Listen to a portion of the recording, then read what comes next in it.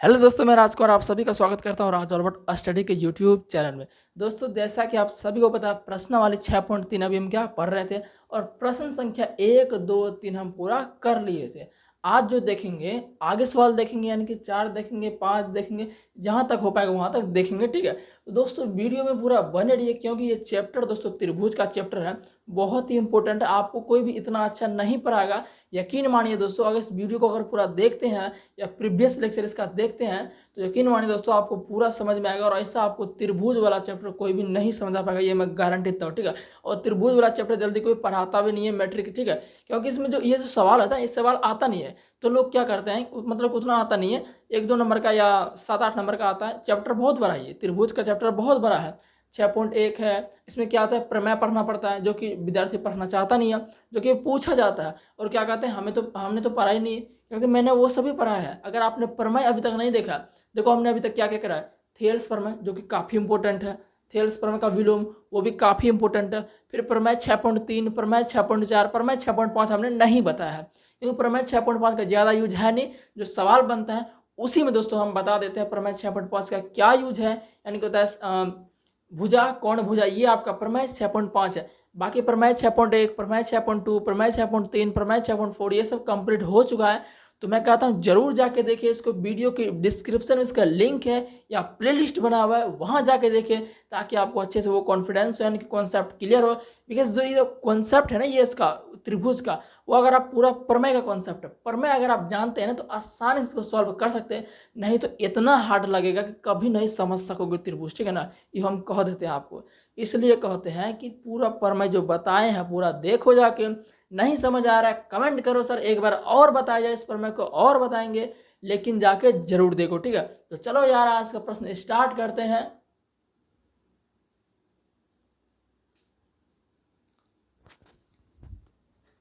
तो देखिए दोस्तों, प्रश्न संख्या 4 आपका कह रहा है, आकृति 6.36 में क्यू आर बटे क्यू एस बराबर क्यू टी बटे पी आर तथा कौन 1 बराबर कौन 2 है, तो दर्शाइए कि त्रिभुज पी क्यू एस समरूप त्रिभुज टी क्यू आर। सबसे पहले मैं बता देता हूं कि जो दिया गया है ना, ये दिया गया, इसको पूरा आपको लिखना अच्छे तरीके से। ठीक है, दर्शाइए कि, अब देखिए दर्शाइए कि मतलब क्या, दर्शाइए कि, जांच कीजिए कि, साबित कीजिए कि, सिद्ध कीजिए कि, सब एक के बात है। ठीक है ना, ये सब एक के बात है।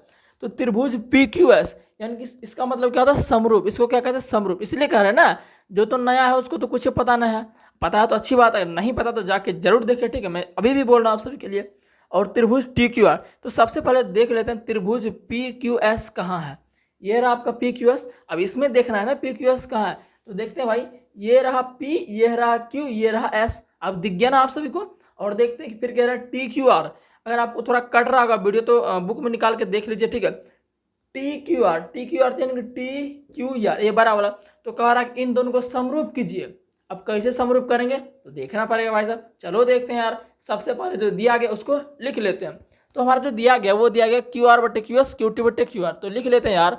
सबसे पहले जो दिया गया ना उसको लिख लेते हैं। दिया गया है, दिया एकदम दोस्तों, मैथ को दोस्तों थर्ड कपा देंगे दोस्तों। मैट्रिक परीक्षा 2022 में बिहार बोर्ड में मैथ में 95+ नहीं आए ना, तो फिर कहना। अगर आप मुझसे पढ़ते हो हमेशा, एकदम पूरा वीडियो देखते हो, अब क्या करोगे, पूरा वीडियो देखोगे नहीं, ऐसे भाग जाएगा, ये सब तो नहीं आएगा एग्जाम में, तो ऐसी बात कभी मत सोचो। ठीक है, ये मत सोचो ये नहीं आएगा, ये इंपॉर्टेंट नहीं है, आपको पूरा पढ़ना जरूरी है। ठीक है, तो चलो जो देते हैं लिख देते हैं। दिया गया है क्यू आर बटे क्यू एस बराबर क्यू टी बटे पी आर, ये तो दिया गया था, ये हमने लिख लिया। और क्या दिया गया, और दिया गया कौन 1 बराबर कौन 2।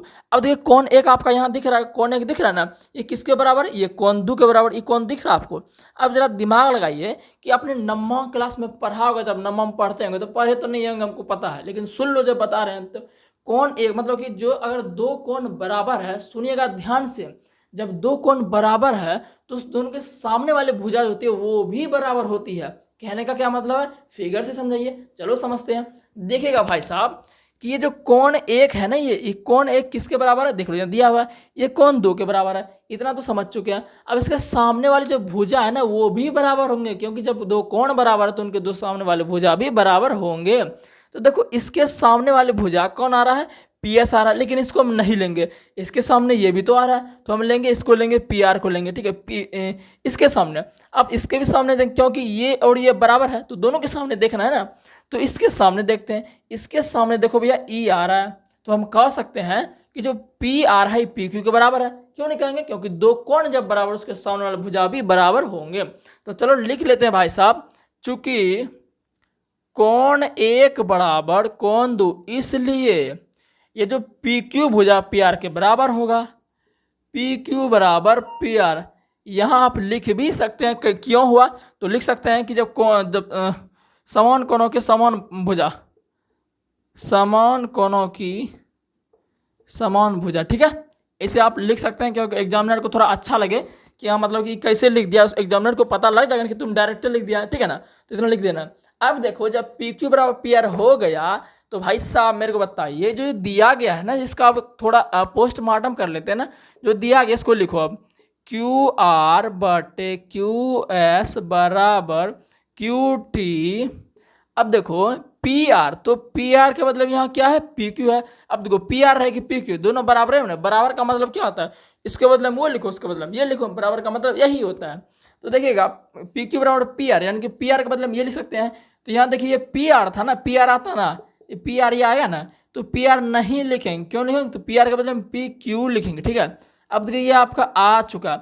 अब देखिए बोले सर आपका जो प्रश्न है वो सिद्ध हो चुका।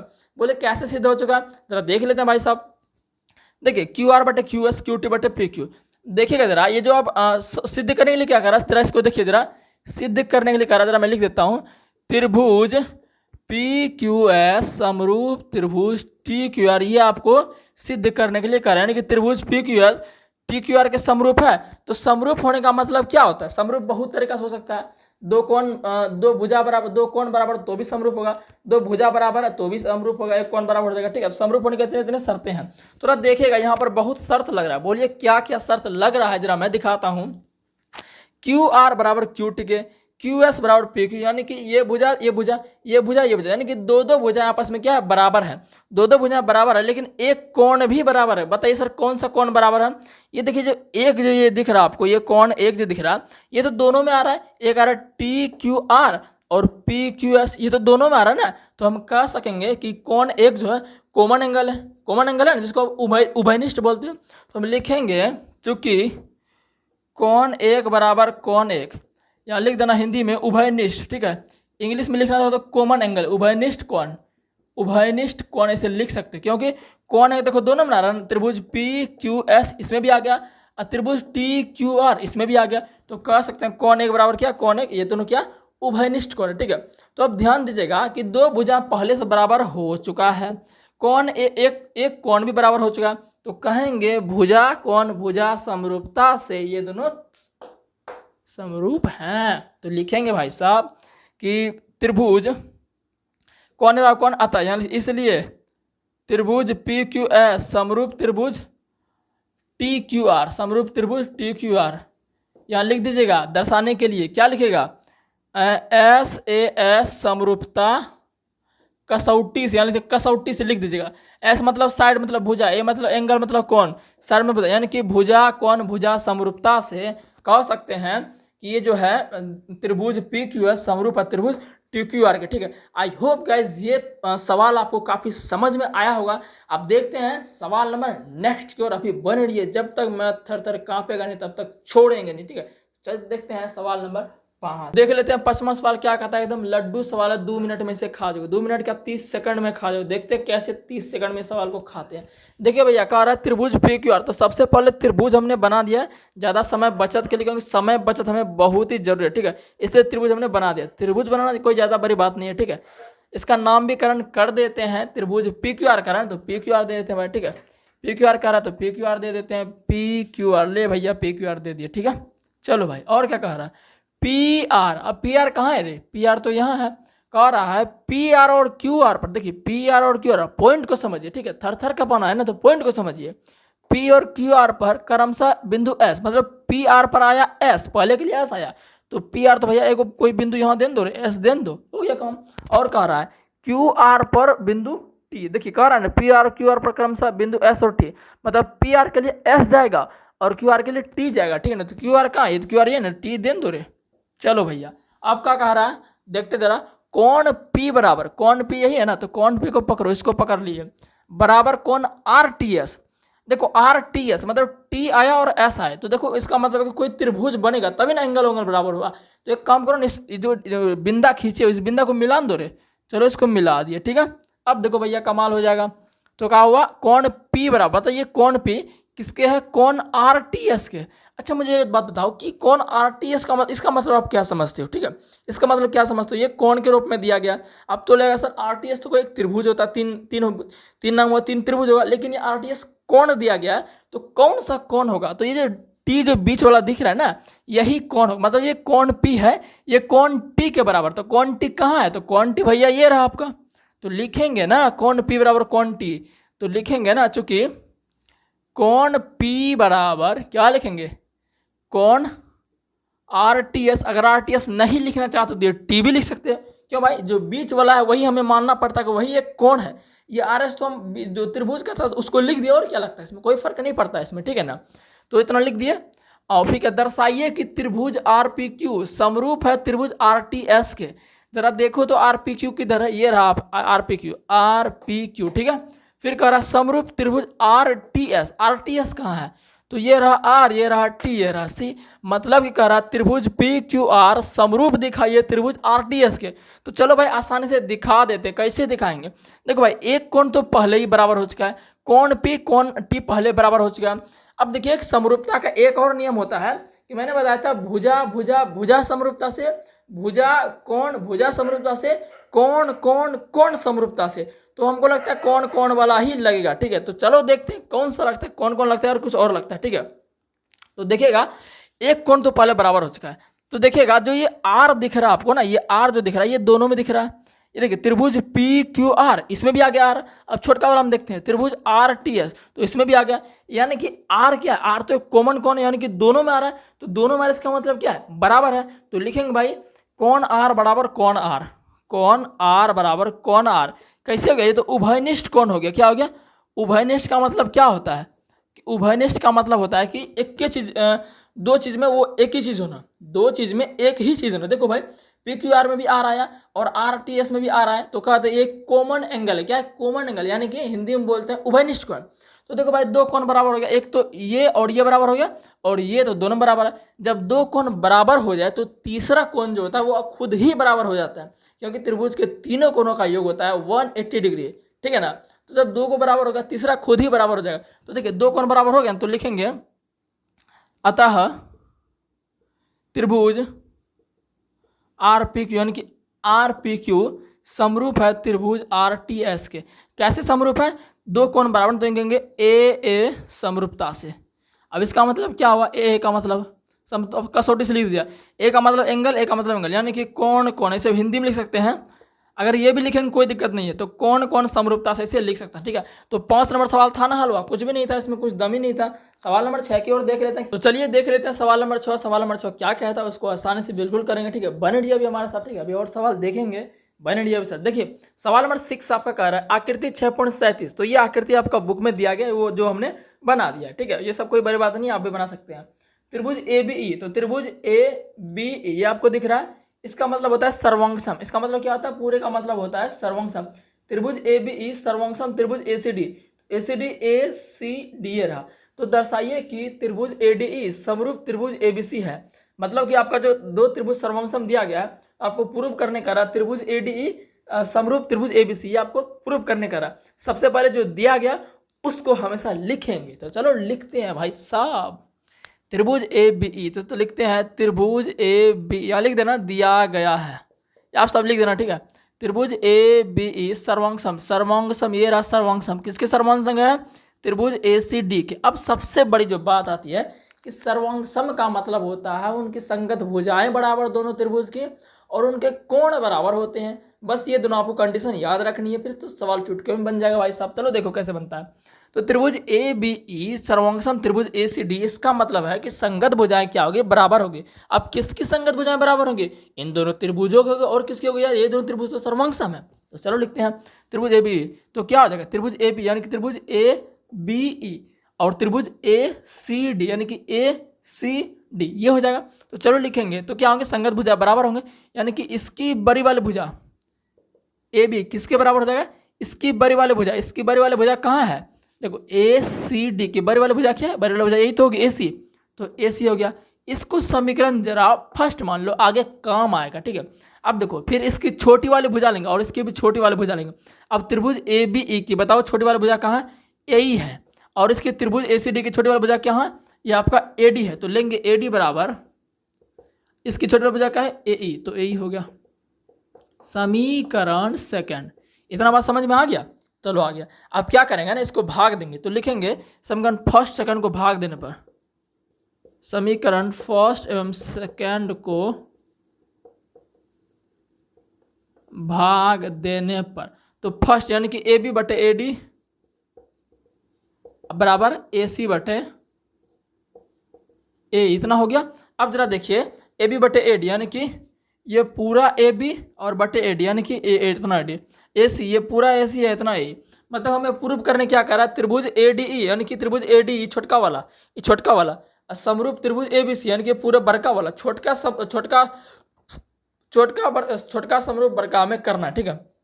तो समरूप होने का मैंने क्या क्या शर्त बताया था, भुजा भुजा भुजा समरूपता से, भुजा समरूपता से, कोण समरूपता से, इस तरह से आपका त्रिभुज दो त्रिभुज समरूप हो सकता है। तो देखिएगा जरा, दो भुजा तो बराबर हो चुका है, ए बी बराबर ए सी, ए डी बराबर ए, दो भुजा तो बराबर हो चुके हैं, संगत अनुपात में आ रहा है, लेकिन अब जो है उसका एक कोण भी बराबर होना चाहिए, तब हो जाएगा भुजा कोण भुजा समरूपता से। तो चलो भाई, तो जरा देखिए कौन क्या बराबर होगा मेरे प्यारे साथियों, जरा हमें बताइए ये जो त्रिभुज क्या है, त्रिभुज ए डी ई है ना, तो त्रिभुज ए डी ई ए रहा। अब देखो इसमें जो कोण ए आ रहा है, जरा गौर कीजिएगा, यहीं पर गौर कीजिएगा, और फिर क्या कह रहा है त्रिभुज ए बी सी यानी कि त्रिभुज ए बी सी। जरा हमें बताइए जरा अपने गंदी नज़रों से देखते हुए कि जो ए जो दिख रहा है आपका कौन दिख रहा है, ये ए दोनों में नहीं आ रहा है क्या, एक तो इसमें भी आ रहा है त्रिभुज ए डी में और त्रिभुज ए बी सी में आ रहा है, तो कहेंगे ना भाई साहब ये कॉमन एंगल है ना, दोनों में कॉमन आ रहा है ना, तो कहेंगे उभयनिष्ठ कोण है। चलो लिखते हैं यार, तो ए जो है लिखेंगे कोण ए बराबर कोण, यहाँ ब्रैकेट में लिख देना उभयनिष्ठ कोण। उभयनिष्ठ कोण का मतलब कॉमन एंगल, क्या ये जो एंगल है वो क्या है, कॉमन है। अब देखिए दो भुजा बराबर हुआ और एक कोण बराबर हुआ, तो कहेंगे ये क्या है, त्रिभुज ए डी ई, त्रिभुज यहाँ लिखना, अतः त्रिभुज ए डी ई समरूप है त्रिभुज ए बी सी के, त्रिभुज ए बी सी का। अब कैसे समरूप है, देखो दो भुजा बराबर एक कोण बराबर, तो कहेंगे भुजा कोण भुजा, यानी कि ऐसे भी लिख सकते हो आप एस ए एस समरूपता से, समरूपता कसौटी से, ये लिखना एस मतलब साइड, ए मतलब एंगल, एस मतलब भुजा, यानी कि भुजा कोण भुजा समरूपता से, ये क्या है त्रिभुज ए डी यानी कि त्रिभुज ए डी ई समरूप है त्रिभुज ए बी सी का, ठीक है। तो इस तरह सवाल नंबर 6 कंप्लीट होता है। सवाल नंबर 7 देखते हैं प्यारे साथियों, सवाल नंबर 7 जो है इसको भी हलवा कर ही देते हैं, और क्या लगता है फिर, ठीक है। देखते हैं सवाल नंबर 7 को हलवा करते हैं। सवाल नंबर 7 कह रहा है आकृति 6.38, ये 6.38 आकृति है जो बुक में दिया गया है, त्रिभुज ए बी सी के शीर्ष लंब। अब देखो त्रिभुज ए बी सी के शीर्ष लंब ए डी, यानी कि शीर्ष लंब जो है ए डी, ये रहा आपका शीर्ष लंब, ए डी ये आपका क्या रहा, शीर्ष लंब रहा, ठीक है। शीर्ष लंब और सीई परस्पर, और सी यानी कि दो शीर्ष लंब है, एगो ए डी शीर्ष लंब है, एगो सीई शीर्ष लंब है। ए भैया तनी बात आता है कि शीर्ष लंब क्या होता है, शीर्ष लंब मतलब होता है शीर्ष से खींचा गया लंब, उसे शीर्ष लंब का होता है। अब शीर्ष क्या होता है, शीर्ष होता है कोई बिंदु, इसी बिंदु हो गया ना, ये आपका शीर्ष हो गया। अब इससे जो लंब खींचा जाएगा उसे कहेंगे शीर्ष लंब। तो दो शीर्ष लंब है, एक शीर्ष लंब ए डी, एक शीर्ष लंब है सी, जो कि आपका कह रहा है यहाँ पे परस्पर बिंदु P पर प्रतिच्छेद करते हैं, मतलब कि ये जो दोनों शीर्ष लंब है एगो ई, ये दोनों P पर प्रतिच्छेद करता है, ठीक है, इंटरसेक्ट करता है। तो दर्शाइए कि इस तरह सब आपको प्रूव करने कह रहा है। चलिए प्रूव करते हैं। सबसे पहला प्रूव करने क्या बोल रहा है कि त्रिभुज AEP समरूप त्रिभुज CDP के करिए। अब देखो त्रिभुज AEP, तो त्रिभुज AEP का यानी कि त्रिभुज AEP किसके समरूप कह रहा है, त्रिभुज CDP के। ध्यान से देखना, ध्यान से एकदम कर रहा हूँ, गौर लगा के, ठीक है। हलवा बनाना है तो एकदम पूरा गौर लगाओ, एकदम भागना मत, ठीक है, डरो मत मैथ से, ठीक है।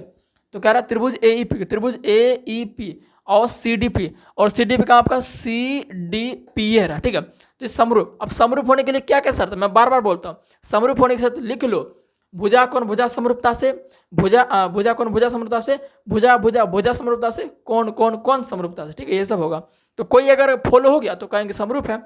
तो देखिए इधर भाई साहब, ये जो कोण डी आपको दिख रहा है ये क्या, ये 90 डिग्री का है ना, ये 90 डिग्री का है। अब पता है जब एक आधार रहे, आधार पर अगर लंब डाला जाए तो ये 90 डिग्री का होता है, अगर दोनों पट्टी मिला दे तो 180 हो जाता है, ठीक है।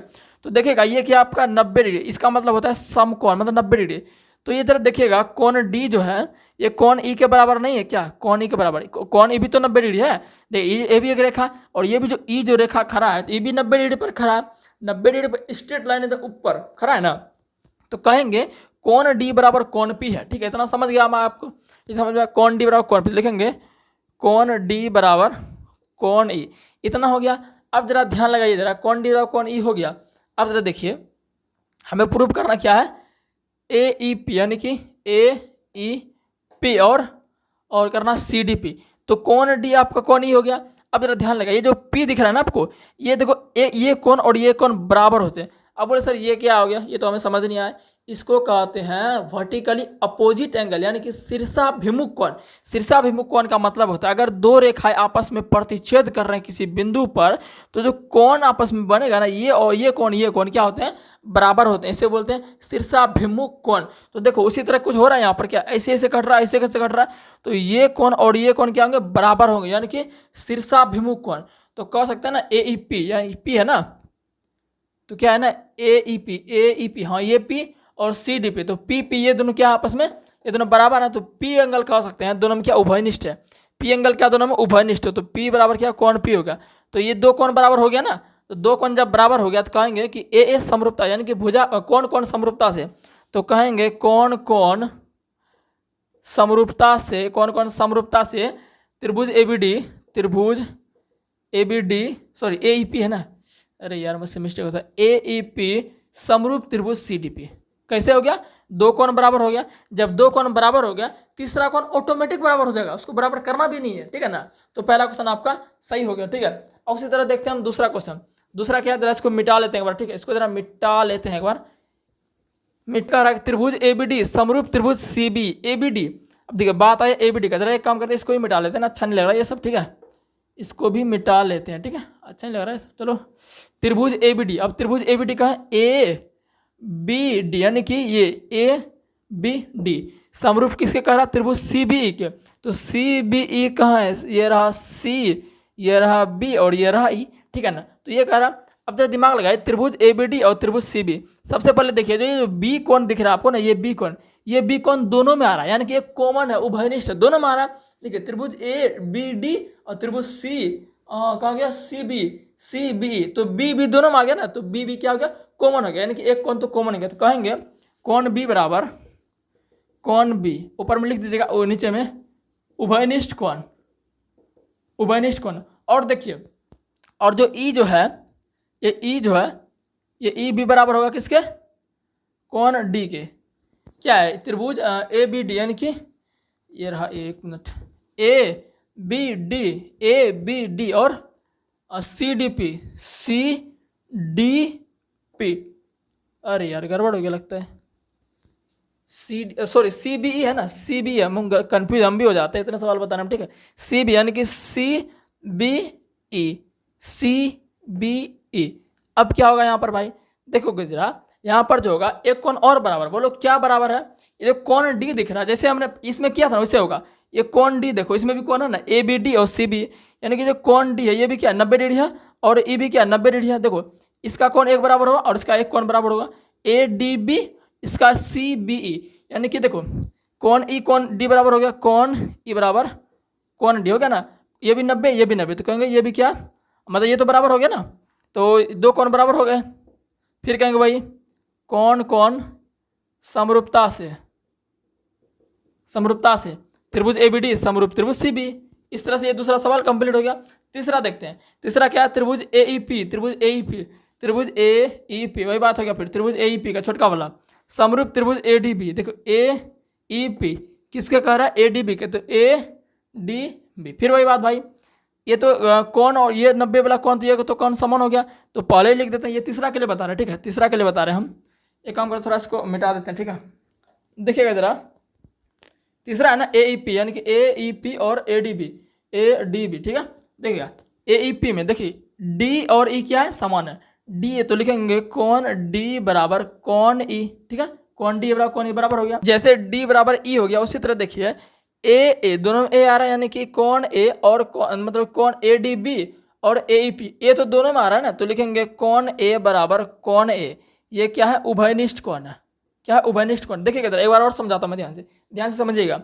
ए ई पी देखो यहीं से देखो, ए तो दोनों में आ रहा है, ए तो दोनों में आ रहा है ना, तो देखिए A D B A E P और ए डी बी, तो ए तो दोनों में आ गया ना, तो ये क्या होगा, ये उभयनिष्ठ कौन होगा। ठीक है, जब दो कौन बराबर हो गए, जब दो कौन बराबर होंगे तो कहेंगे ए कौन से, तो ए समरूपता कसौटी से, ए समरूपता कसौटी से त्रिभुज ए